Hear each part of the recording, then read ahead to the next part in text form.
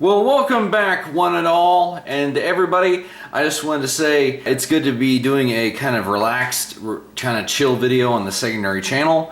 But there is a lot that I do want to go over today. As we always know, it's just kind of stuff that kind of comes to me, and there's been a little bit of a build-up in the secondary channel of things that I want to talk about. With that being said, this is the laundry list of things that we're going to be looking at today, so we better get started. Now, we're going to start off with our boy here, Megatron, because of course, why wouldn't we? And the thing is, the Fire Blast effect, they have always said, Hasbro said, just use it like a club. And I'm like, okay, first of all, that's stupid, it's pure fire. Megatron doesn't use a club. But I saw a deal on YouTube, and credit to Larkin's Lair, is that he gave it the idea, a concept of a fire sword. And so I thought, okay, well that's kind of cool that he has like made an adapter for it, but I was like, I wonder if I could make something out of the pieces that I already own. So we basically took the Core Class Iguanus's little weapon thingy that makes his handlebars, and we took the original Fall of Cybertron Optimus's axe, and now Megatron has this deal that, you know what, like I said, this is probably not something I'm going to full on display him with, but I just wanted to see if it was possible. And I think that kind of the bronze colors and the grays, and I mean, it does kind of make more sense. Now, if this were a sword of pure fire, you know, it would pass through any other blade and not really be effective. So I kind of like to think of this as maybe it's a plasma sword that could offer some resistance. Maybe more akin to a lightsaber, maybe not. But here with his little squabble with Dinobot, it looks really kind of cool. And I mean, it just echoes the mentality of Megatron because, as we know, he is housing the Generation 1 Megatron Spark in addition to his own. So he says whack stuff like, "Did you think you could stand against the fury of both Megatrons?" So, history lesson here, because this is going to be a long video already, is if anybody doesn't know the origin of why Megatron is a dragon, the short version of the story is that the Predacons managed to gain control of Optimus Primal.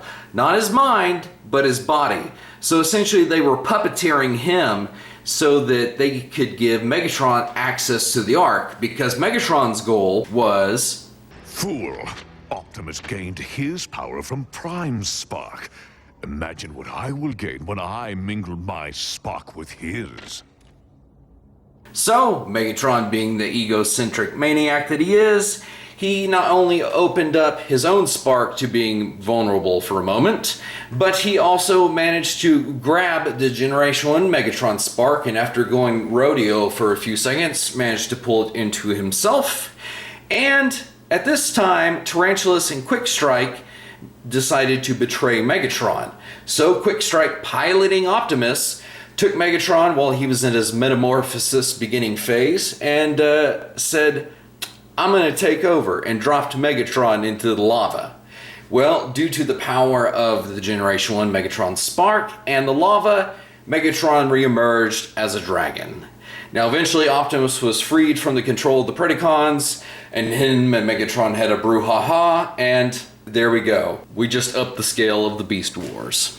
So one thing that I didn't bring out in my top 10 video, because it was more about this guy than the OG over here, is this dude, especially with the semi-clear plastic that a lot of his body is made of.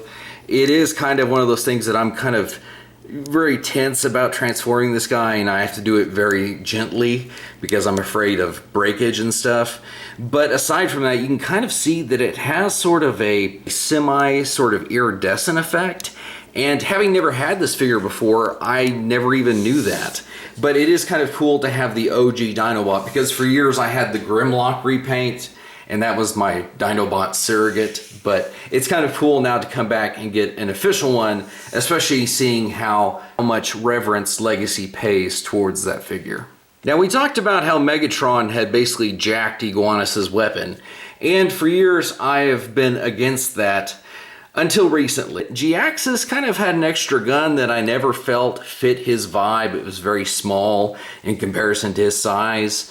But for somebody like Swoop that I've always felt needed a blaster, I'm like, you know what, that kind of fits very nicely, and I think I'm kind of down with that. Because, however, this is not the first time, because for years I had Wheeljack essentially stealing one of Astrotrain's multiple blasters. So, you know what? I think this might be opening up to many interesting possibilities. Now, I realize I may be a little bit behind the ball on this, considering this figure has been out since last year, but I only recently picked him up. And the thing is, I kind of like his vibe a heck of a lot more than Wreck-Gar, because in addition to figures that are orange and or have wings, you know that I love characters that have little to no fiction.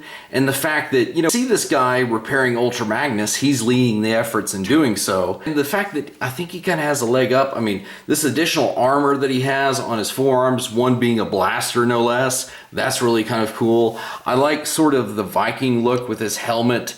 That's legit. Plus, it's just the smaller little details that they took and changed this figure from Wreck-Gar into being this guy. And I am just digging this Junkion, and I'm looking forward to the new boys that are coming out too. Now, for you Prime fans, we're actually going to be taking a look at the Ultra Magnus from that series.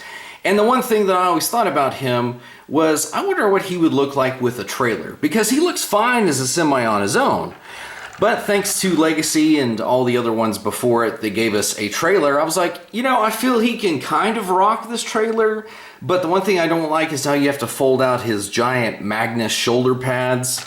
So I thought, well, what if we go ahead and see what he looks like with the original Optimus, well, the Earthrise Optimus Prime trailer. Which, I have to say this, I know I've advocated for the Generation 2 roller or the G1, because I know not everybody had the opportunity to get the actual one from that Centurion pack way back in Siege. So you might be able to find a G1 or G2 roller for really cheap online somewhere. And the one thing is, as you can see here, this G2 one, he can both pull the original Optimus trailer, or if you want him to, he can also go ahead and pull the G2 trailer. And that kind of looks cool too on its own. Now, for Magnus, the one thing about this trailer that I like is you can leave his shoulders back in their full position. And I think he actually looks kind of legit with the Optimus trailer. And the colors and everything kind of go a little bit better than the G2 trailer. And I just like how it looks. Now, that's all I wanted to do about Magnus, because the one thing that I've always had a thing with, because even though I grew up with Beast Wars, before then I grew up technically with the G2 characters, and something that G1 fans and G2 fans have in common is probably we always wanted to stick the characters, the smaller characters, in Optimus's trailer. And it is kind of funny, since Magnus in G1 was a car carrier. So for this one, what we did is we went ahead and I just stuck old Bumblebee in there. And let me tell you, this thing, I'm not going to reiterate what I said on the list, but I just love Jeeps. And this boy, my goodness, he has been such a pleasure in robot and vehicle mode. And I just dig the overall aesthetic. So it's probably going to be no surprise that when they release the G1 Hound in his cartoon colors, definitely I'm going to be trying to get that boy too. So that's all I wanted to show you for these guys. Yes, everybody, Cosmos has finally come into my life, and I can only say again, thank you very much to my friend who managed to acquire one for me. And for the majority of the time I've had this guy, I have just kept going back and forth between robot mode, because it's just kind of awesome, and still to some degree is still sinking in that I have one. So it's finally really kind of cool to have this boy, because, you know, we look at cars and trucks and planes all day long and dragons and that sort of thing, but it's a 1950s UFO. And there's just something that is undeniably fun about that. So definitely glad to have this little Tumpy boy in the collection now. Now, one of my other favorites that I've picked up in the beginning of this year was the core class version of Shockwave, which to my surprise, I did find out is modeled on his Siege version, which I've always liked this ship design for him. So to have a smaller version, it looks pretty awesome. Now, the one thing about it is you can obviously tell that it is compatible with the blast features. The one thing that is different from his Siege version is this big honkin' sonar radar dish, you know, whatever you want to call it. And I'm like, okay, I've never really been a fan of that. I mean, if you want to leave it off, you can just take it off and call it a day because it still has the conning tower. But the other thing you'll notice is it does have a blast bang boil on the back of the dish, so you can mount it like that, I guess, and have it being like a third giant turret if you wanted to. This core class, it is one of the more fun ones that I've got in recent times. However, because it is a shockwave that turns into like a pseudo ship gun, it does have to have the obligatory third feature of having a handle that can pop down. And essentially, you can have any deluxe size or bigger hold him like a giant honking rifle. Now, this is not the first time that we have seen a core-esque size version of Shockwave that was meant to be held by a much bigger figure. This version right here was meant to be held by a combiner, and you can see that it fits pretty well in a combiner's hand, but even somebody that's a deluxe class like Tarantulas can hold him. So it didn't really dawn on me until today before I started filming that Shockwave is quite a banger in the core size class, or whatever the core was called back whenever this guy was released in Combiner Wars. And even though it's 3 different iterations of the same character, I think that each and every one of them in its own way kind of works for Shockwave. Now this guy, you can use the satellite and robot mode, but it looks really kind of silly, so we're not even going to do that.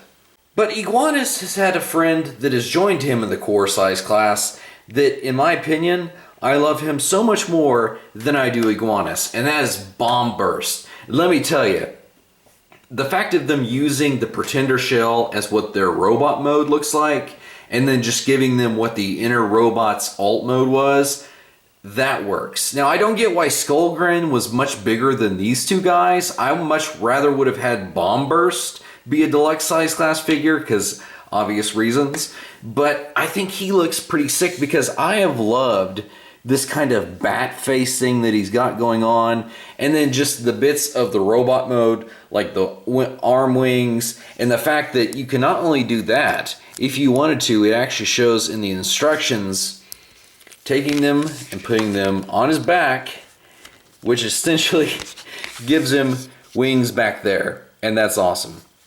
And then he has just this giant, like, pickaxe weapon, which, okay, a little bit weird, but you know what? Maybe it's his thing.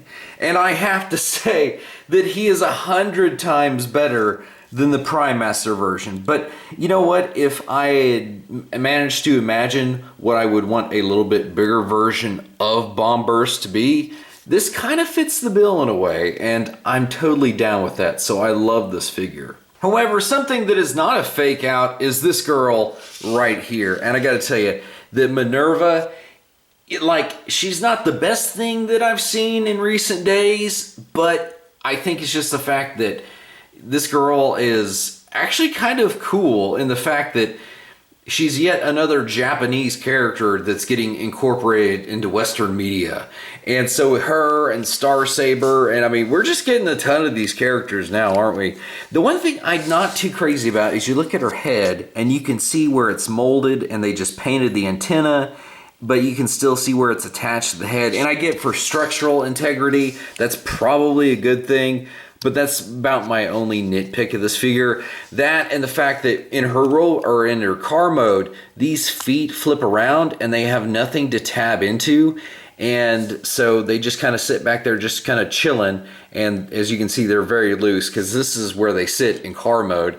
And I'm like, that's a little bit irritating. But I love the fact that she's playing the game with the combat ports and everything. So well done, girl. So whereas maybe doesn't fit for Elita 1, I think that for a new interpretation of Minerva, it works just fine. However, if we are talking about alternate interpretations of people, I'm a little bit divided on Ironhide, because to me, when I think of Ironhide's alt mode, this seems to have more of a ratchet feel with how it's swept back, and it's very kind of, well, for lack of a better term, plain in the details.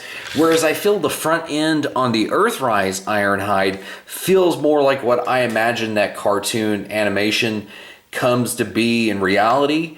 And also on top of that, you can see that the new boy does not have the gold stripe like the Earthrise version does. But As opposed to this guy, he does outdo him in the fact that he does have windows all the way down instead of just broken up details.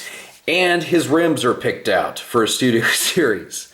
Plus, the other thing that the studio series version of Ironhide kicks the other one's butt is by actually having a butt instead of just his feet sticking out. So, there are trade-offs, and it's kind of a toss-up in vehicle mode because they each have their own strengths. Robot mode is pretty much on par, except for the fact that the guns double as the missiles on his back from the opening three-parter from the original series. Plus you can plug it into his legs and other things. But anyway, so it's kind of, I don't know which one is the superior one, if there is one at all. Now, the final thing that we're going to look at is not a boulder with energon growing out of it. It's actually about the fact that everybody has addressed a certain feature about a figure, but they fail to realize it's not just a Season 2 homage, it's actually a Season 1, Episode 2 homage. And you're like, well, what are you talking about? Because we've all said, okay, this is a reference to his transmetal thing. But again, like I just said, in Season 1, Episode 2, there is a reference to this ever so slightly, and we've all missed it. Because Optimus Primal, after uncovering a mountain of energon, he asks Dinobot, Will he send flyers? to which Dinobot responds, Negative. The crystal is too big for the flyers to carry. Only Tarantulas has the skill to segment it. only Tarantulas has the skill to segment it. Now, is it possible that whenever they designed Tarantulas, like that was just an accident in the fact that he has a saw blade and that line is in there? I mean, like, what are the chances, right? Now, this thing does kind of work backwards in continuity considering that fact, but also the fact that if he had this on him, even though we never saw it in the show, that whenever he became his transmetal form, that saw blade could have been upgraded into the weapon that we see him use in Season 2. Like I said, it could have just been total accident that that gets referenced in the second episode ever of Beast Wars, but I do find it funny. So anyway, guys, I know we covered a lot of desperate subjects and figures and tons of other stuff, but I hope you guys have enjoyed this sort of look. This is the vibe of this channel, as I always tell you. And so anyway, I hope you enjoyed it. And guys, we'll see you next time.